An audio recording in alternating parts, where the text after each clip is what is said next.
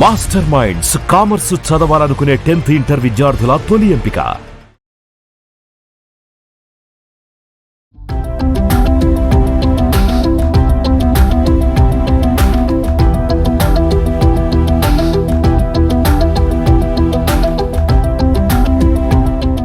నమస్తే, welcome to Suman TV. నేను మీ యాంటిశ్రీ. Present మనం చూస్తే ఈ మధ్య కాలంలో సోషల్ మీడియాలో ఓఆర్ఎస్, ORSL గురించి చాలా న్యూసెస్ అయితే మనం వింటూ ఉన్నాం. WHO రికమెండెడ్ కొన్ని ఉంటాయి, ఇంకొన్ని WHO రికమెండెడ్ లేని కూడా అమ్మడం జరుగుతుంది. అది తెలిసి తెలియక చాలా మంది తీసుకోవడం వల్ల, ఎస్పెషల్లీ అందులో ఉండే షుగర్ కంటెంట్ వల్ల అవి ఎక్కువగా అయిపోయి చిన్నపిల్లల్లో ప్రాణాలు కోల్పోయే స్టేజ్కి కూడా వచ్చాయి అని మనం వింటున్నాం. అసలు వాటిని ఎలా ఐడెంటిఫై చేయాలి, ఏది తీసుకుంటే మనకైనా మన పిల్లలకైనా బాగుంటుంది, వీటి గురించి ఇన్ డీటెయిల్ గా ఈ రోజు మనకి మంచి క్లారిటీ ఇవ్వడానికి డాక్టర్ శివరంజని గారు ఉన్నారు. వారిని అడిగి తెలుసుకుందాం. నమస్కారం madam. So madam, first of all ఒక big congratulations and all the best. And ఒక ఓఆర్ఎస్ ఏదైతే ORSL ఏదైతే ఉందో, అంటే పిల్లల ప్రాణాలని అది తీస్తుంది అని మీరు ఒక ఇనిషియేటివ్ తీసుకొని, ఇది కాదు మనం తీసుకోవాల్సింది ఇది అని 2018 నుంచి మీరు స్టార్ట్ చేసింది.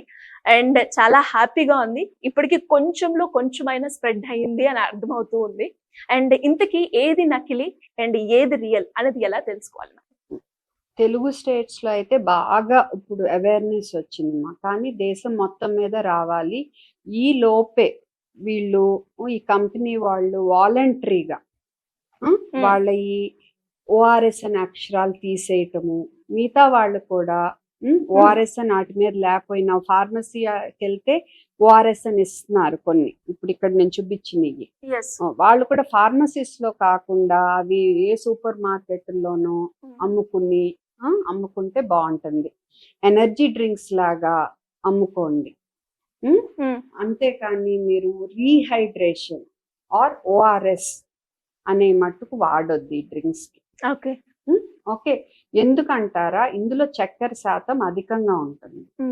సో తల్లిదండ్రులు కానీ లేదా షుగర్ జబ్బు ఉన్నాళ్ళు కానీ తల్లిదండ్రులు వాళ్ళ పిల్లలకి ఇవ్వటం కానీ ఆర్ మనం ఎవరమైనా కానీ ఈ షుగర్ అధికంగా ఉన్న డ్రింక్స్ ఇస్తే మోషన్స్ అయ్యి పెరిగిపోతాయి.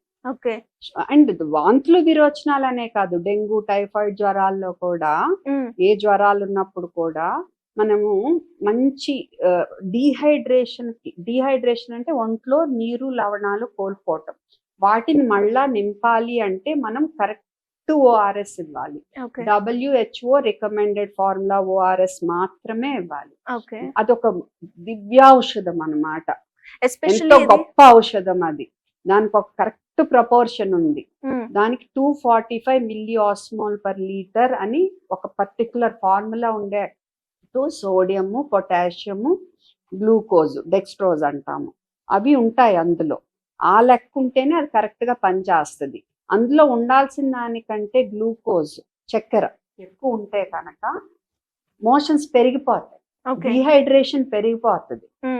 సో మనము WHO, అందుకే ఈ ఓఆర్ఎస్ అనేది చూసుకునేప్పుడు మీరు WHO రికమెండెడ్ ఫార్ములా ఉందా లేదా చూసుకోవాలి ఫస్ట్. ఇందులో కూడా ఈ టెట్రా ప్యాకుల కంటే కూడా ఈ powder way better. Okay, cheap and best. కాకపోతే పౌడర్ తో ప్రాబ్లం ఏంటంటే మీరు తెలియకుండా ఉజ్జాయింపుగా కలపకూడదు. మనకి 4.1 గ్రామ్ ప్యాకెట్స్ ఉన్నాయి అండ్ 20.5 గ్రామ్ ప్యాకెట్స్ ఉన్నాయి. ఈ రెండు 20.5 గ్రామ్ ప్యాకెట్స్, ఈ మూడు. ఓకే, సో ఇవి లీటర్ నీళ్ళల్లో కలుపుకోవాలి. బెస్ట్ ఏంటంటే నేను చెప్పానని కాదు, మీరు లేబుల్ చదివి అలవాటు చేసుకోండి. క్లియర్ గా దీని మీద రాసి ఉంటది ఎలా తీసుకోవాలి అని. లీటర్ నీళ్ళలో కలిపి పెట్టుకుని మీరు 24 గంటలు అట్టి పెట్టుకుని మధ్య మధ్యలో బిడ్డకి పట్టిస్తా ఉండాలన్నమాట. చంటి పిల్లలు అలాంటి వాళ్ళు అయితే 50 నుంచి 100 ml మోషన్ అవగానే, పెద్దాళ్ళు అనుకోండి కొంచెం 100 నుంచి 200 మిల్లీ పట్టిస్తాము. అంటే చిన్న ప్యాకెట్ అనుకో 200 మిల్లీ నీళ్ళల్లో కలపాలి. 4.1 గ్రామ్. మనం చక్కగా 12 నుంచి 24 గంటలు అట్టి పెట్టుకోవచ్చు. మాకి కలపటం అది కన్ఫ్యూజన్ అనుకుంటే ఈ టెట్రా ప్యాక్స్ కొన్నప్పుడు క్లియర్ గా మీరు WHO రికమెండెడ్ ఫార్ములా ఉన్నాయే కొనుక్కోవాలి. ఓకే. WHO రికమెండెడ్ ఫార్ములా ఉన్నాయే కొనుక్కోవాలి, వేరే తీసుకోవద్దు. ఇది చాలా ఇంపార్టెంట్. లేకపోతే మీరు ఇలాంటివి ఇస్తే మీ బిడ్డల డిహైడ్రేషన్ ఎక్కువ అవ్వచ్చు, విరోచనాలు ఎక్కువ అవ్వచ్చు, అండ్ షుగర్ జబ్బు ఉన్న వాళ్ళకైతే షుగర్ రేజ్ అయిపోయి చాలా డేంజర్ అవ్వచ్చు. ఓకే. సో డీహైడ్రేషన్ ఉన్నప్పుడు దానికి కారణం ఏదైనా, మోషన్స్ అయినా, వామిటింగ్ అయినా, బాగా హై జ్వరాలు ఉండటం వల్ల వాళ్ళు సరిగ్గా ఏమన్నా తీసుకోకుండా ఉన్నా కూడా మనం ఇలాంటివి ఇవ్వకూడదు. ఓకే. అండ్ ఈ WHO రికమెండెడ్ ఫార్ములా ORS తో పాటు మనం ఇంకేమి ఇవ్వచ్చు, ఏం ద్రవ పదార్థాలు, ఫ్రెష్ గా చిలికిన మజ్జిగ, మళ్ళీ పులిసింది కాదు. తర్వాత కొబ్బరి నీళ్లు, అది కూడా ముదురు కొబ్బరి నీళ్లు, ఎందుకంటే లేత కొబ్బరి నీళ్ళలో కూడా కొంచెం ఆస్మలారిటీ ఎక్కువ ఉండటం వల్ల మోషన్స్ పెరగవచ్చు. గంజి ఇవ్వచ్చు. అంటే అవి ORS బదులు కాదు, ORS ఇస్తా ఏమి ఇవ్వచ్చు అనేది చెప్తున్నా. గంజి ఇవ్వచ్చు, క్లియర్ సూప్ ఇవ్వచ్చు, అంటే మసాలా సూపులు కాదు, సింపుల్ సూప్. మధ్య మధ్యలో వాటర్ ఎక్కువ ఇవ్వాలి. సో ఇవి మనం ఇచ్చే ద్రవ పదార్థాలు. ఓకే. అండ్ తల్లిపాలు కంటిన్యూ చేయాలి. మిగతా ఫ్రూట్ జ్యూసులు వద్దు.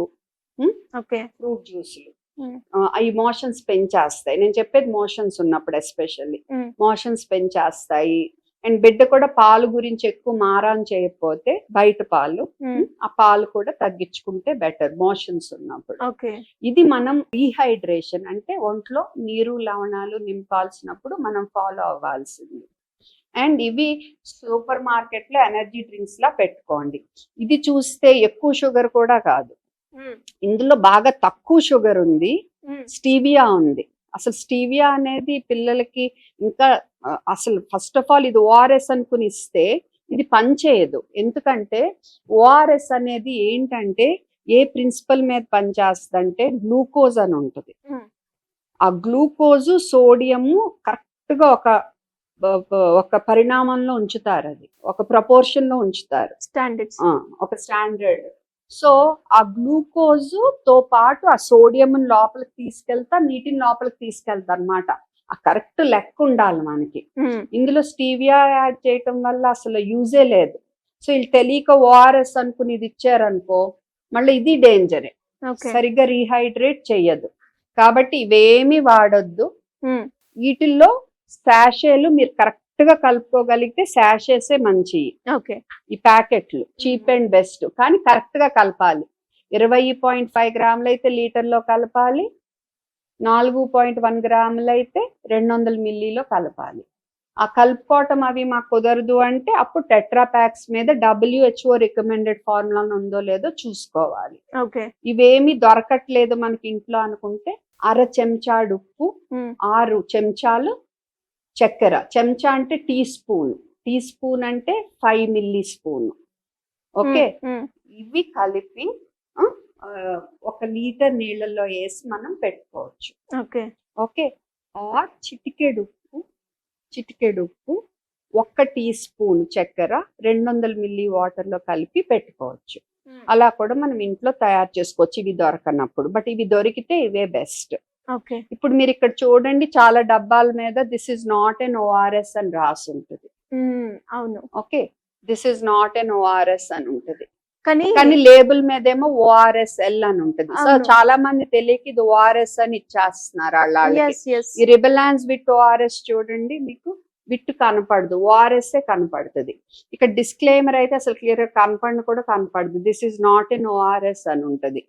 సో తెలియక చాలా మంది ఇస్తున్నారు.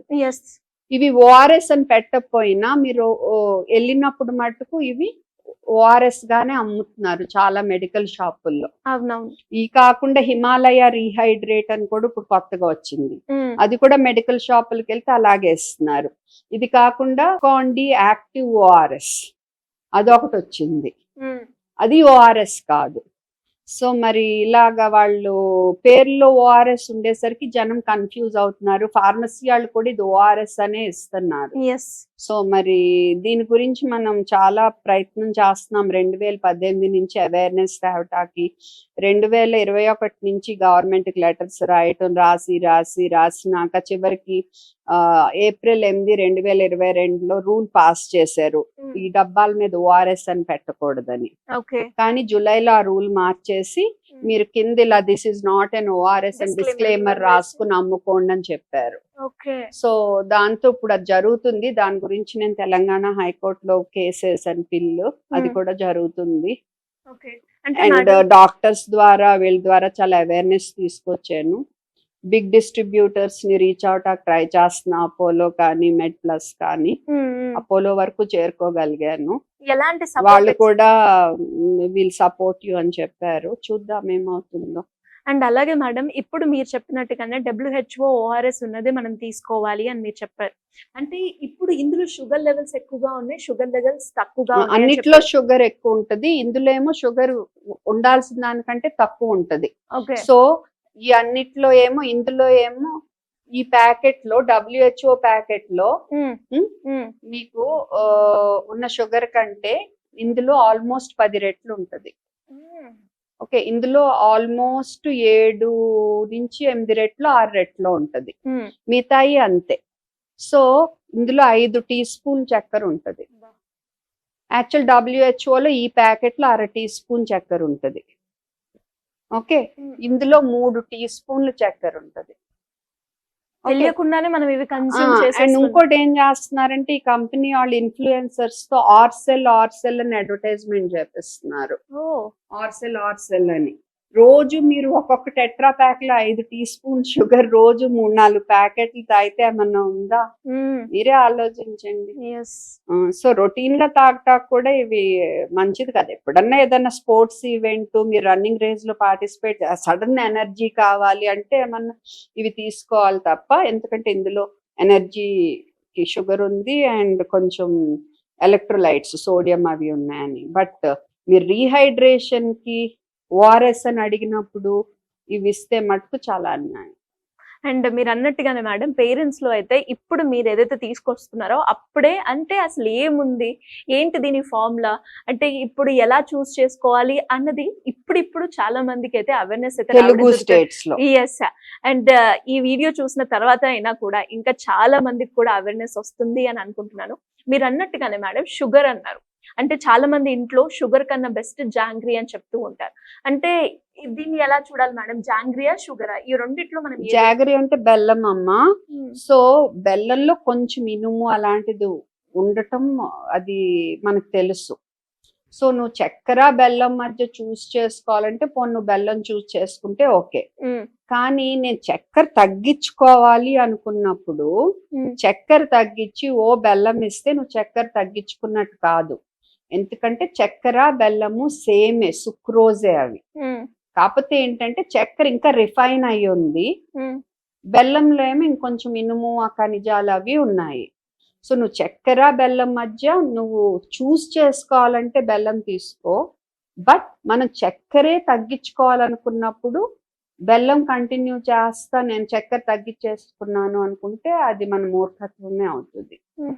కానీ చాలా మందికి అపోహ ఏంటి అంటే షుగర్ కన్నా బెల్లమే బెటర్ అని అనుకుంటున్నారు. లేదు, ఇన్ఫాక్ట్ కొన్ని బెల్లాలు అయితే ఇప్పుడు గ్లైసిమిక్ ఇండెక్స్ అని ఒకటి ఉంది.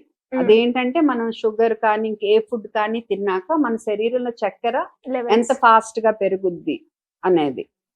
సో అలా చూసుకుంటే కొన్ని రకాల బెల్లమే గ్లైసిమిక్ ఇండెక్స్ ఎక్కువ చక్కెర కంటే. సో ఏదన్నా మనం చక్కెరను బెల్లము తక్కువ ఉంటేనే బెటరు. ఇప్పుడు లేటెస్ట్ గైడ్ లైన్స్ ప్రకారం 2 ఏళ్ల పిల్లల వరకు చక్కెర బెల్లం ఇలాంటివి అలవాటు చేయొద్దని చెప్తున్నారు. అండ్ ఈవెన్ అదర్వైజ్ కూడా పెద్ద పిల్లలకు కూడా చక్కెర బెల్లం ఇలాంటి తీపిలు అన్ని కొంచెం తక్కువ ఉంచటము, వాళ్ళకి ఎక్కువ అదే పనిగా అలవాటు చేయకపోవటము. అండ్ 5 మాక్సిమం డేలో 5 నుంచి 6 టీ స్పూన్ అంటే 5 గ్రాములు అంటే దాటకుండా చూసుకోవటము చేయమంటున్నారు. అండ్ అలాగే మేడం, అంటే కొన్ని డౌట్స్ ఏంటి అంటే పిల్లోడు పుట్టిన తర్వాత ఎవరైనా ఇంట్లో స్వీట్ తినిపించాలి అని అనుకుంటూ ఉంటారు. తేనె నాకిపించడమో లేదంటే షుగర్ కొంచెం ఇట్లా పెట్టడమో ఇవన్నీ చేస్తూ ఉంటారు. అంటే ఆ జనరేషన్ లో ఈ జనరేషన్ తో కంపేర్ చేస్తే అలాంటి పెట్టడం ఇప్పుడున్న జనరేషన్ కాదు. ఇప్పుడు ఏంటంటే మనము అందరినీ స్టడీ చేస్తాం కదా.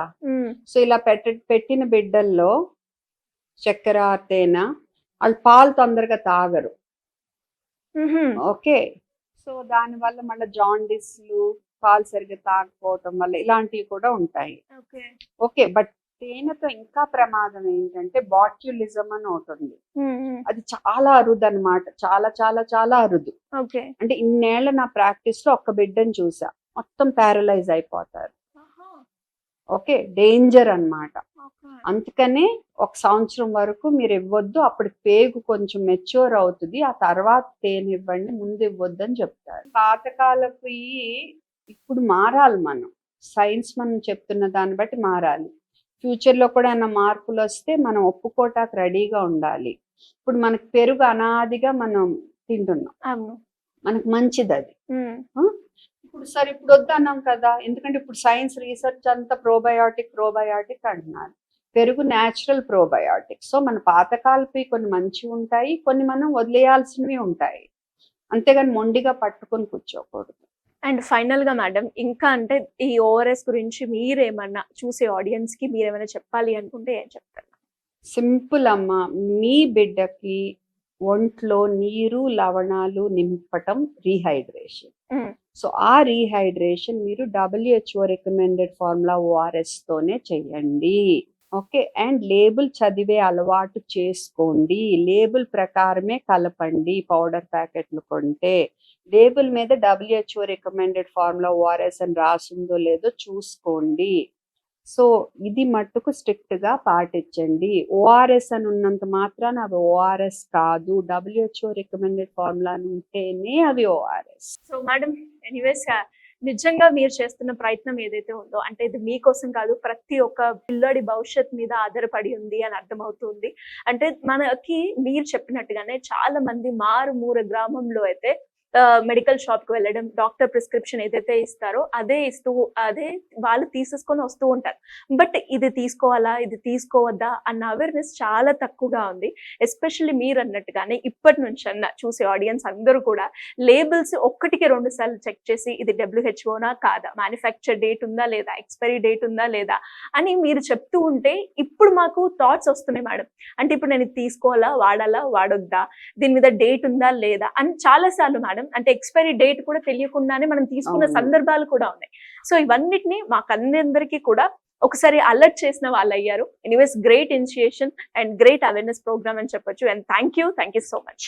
ఇంకొక పాయింట్ చెప్దాం అనుకుంటున్నామా, ఇప్పుడు జ్వరం మందు పారాసెటమాల్ మన దేశంలో 1 మిల్లీ 100 మిల్లీగ్రామ్స్ ఉంది. క్రోసిన్ 100, క్యాల్పాల్ 100 అనో, T98 100 అనో ఏయో ఉంటాయి. కంపెనీ పేర్లు ఒకటి, బట్ మళ్ళా క్రోసిన్ 120 అంటే 5 మిల్లీలో 125 ఉంటుంది, మళ్ళా 5 మిల్లీలో 255 ఉంటుంది, 5 మిల్లీలో 500 ఉంది. ఈ మధ్య కూడా నేను పోస్ట్ పెట్టాను, ఎవరో 5 మిల్లీది 125 రాసుంటారు వాళ్ళు, క్రోసిన్ అనే రాసేసారు. ఇంకా నెక్స్ట్ రాయిలా క్రోసిన్ ఇంకేదో రాశారు మొత్తానికి. వీళ్ళు ఏం చేశారు, 5 మిల్లీ 500 మిల్లీగ్రాము తీసుకున్నారు, ఆ కంపెనీ పేరు గుర్తు రావట్లేదు. సో ఏం చేశారు, 5 మిల్లీ ఇచ్చేసారు. సో ఆ బిడ్డకి ప్రతి డోస్ కి 4 రెట్లు ఇచ్చేసారు. సో వాడు లివర్ ఎఫెక్ట్ అయిపోయి కోమాలో వెళ్ళి చివరికి ఎలా బయటపడ్డాడు. సో మీరు మందులు తీసుకునేప్పుడు పేర్లు మనకి సేమ్ పేరు ఉండొచ్చు, కానీ దానిలో డోసు వేరే వేరే ఉంటది. మీరు డాక్టర్ని 1-2 సార్లు అడగండి. అండ్ క్రోసిన్, క్యాల్పాలు, P5, P250 ఇలాంటివి అయితే క్లియర్ గా రాసి ఉంటది, దాని మీద క్లియర్ గా ఇంత బరువుకి ఇంత ఇవ్వాలని రాసి ఉంటది, అదే ఫాలో అవ్వండి.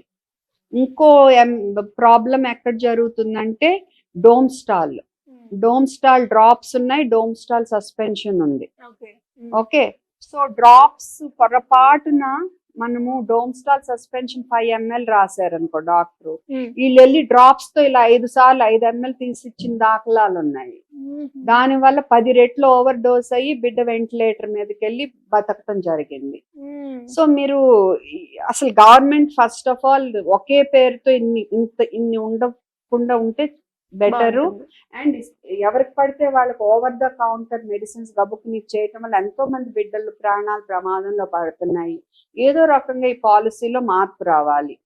కొన్ని మార్చి మనం ఓవర్ ద కౌంటర్ ఇవ్వకపోతే పేద ప్రజలు గబుక్కుని డాక్టర్ దగ్గరికి ప్రతిసారి వెళ్ళటం కష్టము అంటున్నారు. సో అందరూ కూర్చుని దీనికి ఒక పరిష్కారం తేవాలి మనము. అంటే ఓవర్ డోస్ అయితే మరి ప్రమాదం కదా. సో తల్లిదండ్రులు నేను చెప్పేది ఏంటంటే ఏదైనా మెడిసిన్ అర్జెంట్ కాదు. మీకు డౌట్ ఉంటే ఇవ్వద్దు, బిడ్డ ప్రాణాన్ని ప్రమాదంలో పెట్టొద్దు. ఈ జ్వరం మంది అయితే క్లియర్ గా బాటిల్ మీద రాసి ఉంటది డోస్ ఇంత బరువుకి ఇంత అని, అది ఫాలో అవ్వండి. మిగతా మందులు హడావిడిగా ఇవ్వద్దు, మెడికల్ షాప్ కి వెళ్ళి తీసేసుకుని ఇవ్వద్దు. బాటిల్ మీద డోస్ రాసుంటే చూసుకుని ఇవ్వండి. ఇంకేదైనా కానీ డాక్టర్ని సంప్రదించకుండా 1-2 సార్లు చెక్ చేసుకోకుండా మట్టుకు ఇవ్వద్దు. Anyways great information ma'am. Thank you so much. Suman టీవీలో మీ పర్సనల్ అండ్ బిజినెస్ ప్రమోషన్స్ కోసం కింది నెంబర్కి కాంటాక్ట్ చేయండి.